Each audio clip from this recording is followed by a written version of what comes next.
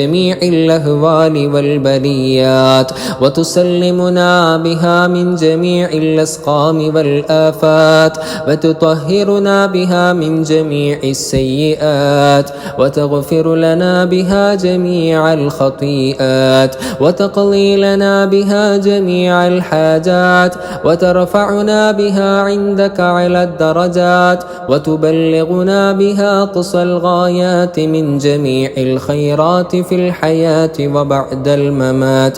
اللهم إنا نتوسل إليك باسمك العظيم وبجاه نبيك الكريم ووليك العظيم أن تكفر عنا الذنوب وتستر العيوب وتحسن الأخلاق وتوسع الأرزاق وتشفي الأسقام وتعافي الآلام، وأن تدفع عنا وعن أهل بلدنا وبيتنا هذا السم الناقع والداء القامع والوباء القاطع، إنك مجيب سامع، وأن تصرف عنا الطاعون والبلاء وتعصمنا من إنزال قهرك والوباء، وتحجبنا بنورك من شر عدونا وشر الملعون ومن شر الوباء والطاعون.